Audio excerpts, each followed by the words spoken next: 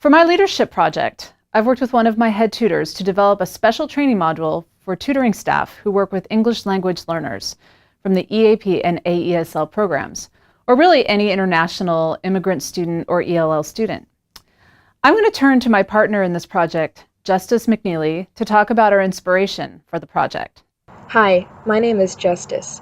I am an English writing and composition tutor here at Tacoma Community College in our Writing and Tutoring Center. I am also the current curriculum developer for our tutor training and certification program. I am an advocate for English language learning students because I believe that their culture, experiences, and goals deserve to be shared.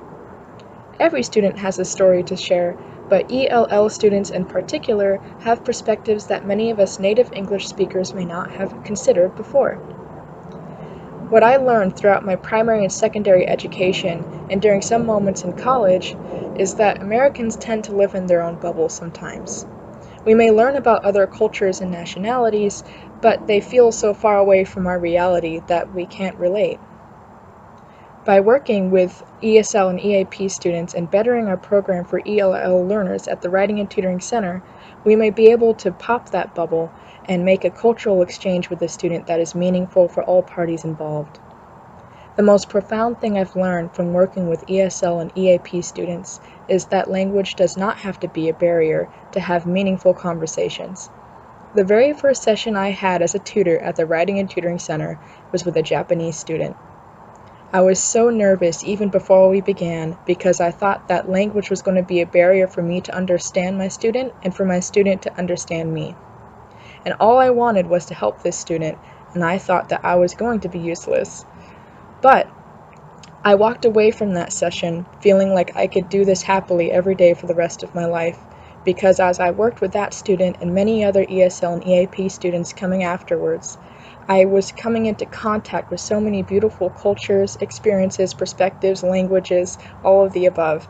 And these are experiences that I would wish for anybody to have because they bring priceless value to me as a person, as an educator, and a student. Thank you, Justice. Last year, we got some hard feedback from one of our ESL students about how they were made to feel in the WTC environment. Tutors were well-intentioned, but sometimes they could come across as patronizing or impatient. Of course, tutors want to be the informants of academic English and help ELL students fix their errors in their writing. But it is easy when connecting with someone to imply that there's a version of English that's correct, where all other written accents, other Englishes are spoken of as error or failing to conform to convention. We realized it was time to revisit our training. So we started by having an all-staff training in the fall around empathy and compassion, but we wanted to get more specific training that focused on our ELL students. Justice and I decided to work together to create a training for our tutoring staff that can be accomplished as part of their International Tutor Training Program certification during their tutor discussion group meetings.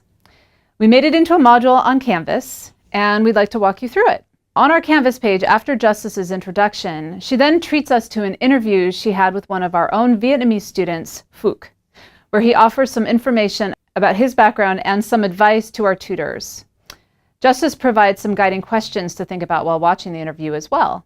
Xin chào các bạn, tôi xin tự giới thiệu mình. Tôi tên là Phạm Ngô Vĩnh Phúc, năm nay tôi 30 tuổi, tôi đến từ Việt Nam. Ở Việt Nam tôi đã tốt nghiệp lớp 12 và đã học đại học ở Việt Nam. Cái chuyên ngành tôi học đại học ở Việt Nam là về khoa học. Tôi qua đây với ba mẹ tôi và em tôi nên tôi không còn gia đình ở Việt Nam. Bởi vậy tôi chỉ nhớ ở Việt Nam là bạn bè và món ăn ở Việt Nam. Hôm nay tôi mang tới đây một cái phong bì, thì cái này được gọi là Lucky Money. Thì tôi mang tới đây để tôi muốn là giới thiệu đến các bạn. Đây là một cái nó nói về cái mối quan hệ, nói về cái văn hóa của tôi muốn giới thiệu đến các bạn, bởi vì tôi hy vọng là ở nước Mỹ này tôi được may mắn, giống như tên của nó là Lucky. Tôi hy vọng là ở Mỹ này tôi sẽ có một cái cuộc sống tốt đẹp hơn và hòa nhập với nước Mỹ dễ dàng hơn. I came to the US in October 2013.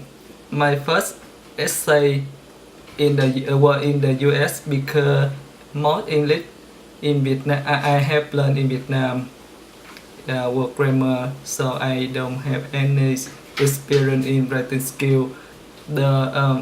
The first essay assignment were in Urschel's class. She very good teacher.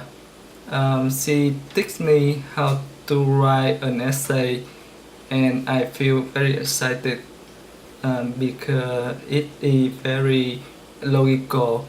Although I have learned how to write an essay, I still got a lot of grammar mistake, so I need a tutor to help me to fix it.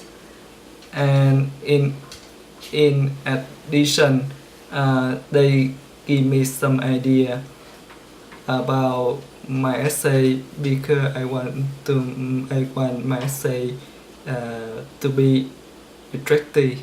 I have some idea for writing tutoring center. It takes time for them to understand your meaning. You have to write the explanation out because I am not familiar with your voice, so it takes time to me recognize your voice. In addition, can you add dictation as a workshop?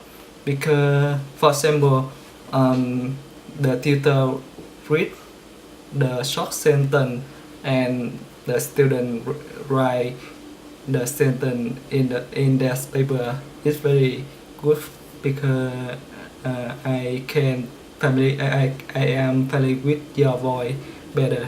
This young man's story is part of TCC's story, and we want to make sure that he feels truly welcome and valued in our program.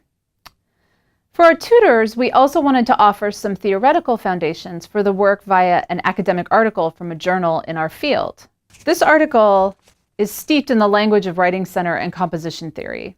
So we collaborated on some pre-reading questions to help readers focus on a couple of key points, such as, how is diversity a resource?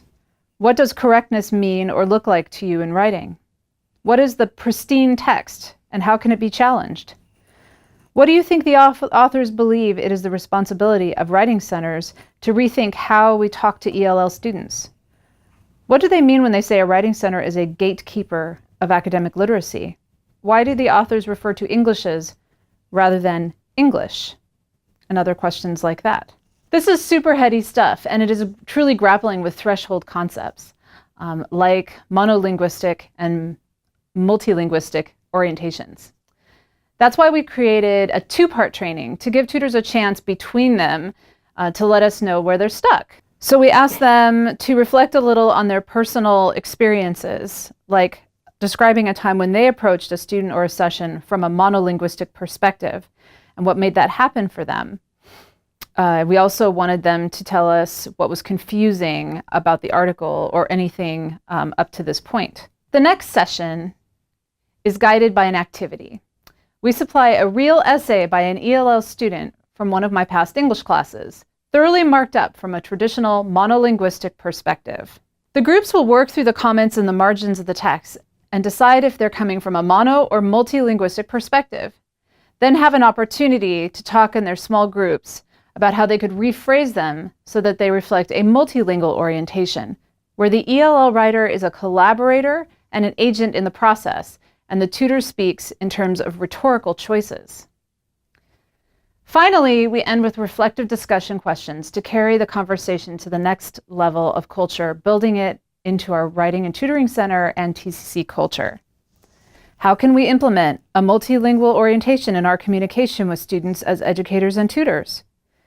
How can we practice being more inclusive of different writing processes across cultures and individuals? What kind of feedback and support can we give ESL and EAP students to minimize the intimidation and feelings of inaccessibility during the English writing process? And what can we do at the WTC and at TCC as a whole to become a place of transformation rather than assimilation. For me, this project was about a couple of things. One, empowering one of my most insightful and forward-thinking head tutors to pursue an area of passion and to develop something really meaningful and impactful for our program. Two, this allowed me to help create something that truly reflects my own values around diversity, equity, and inclusion, and help my program move closer to meeting the challenges of creating a truly transformative space for all students. We want students like Fook to know that they are essential members of our community and are valued and respected. And finally, it forced me to build another module in Canvas, which I hadn't done for a while. Thank you, Christy and Melissa and your team for giving me the opportunity to build and share this as my leadership project.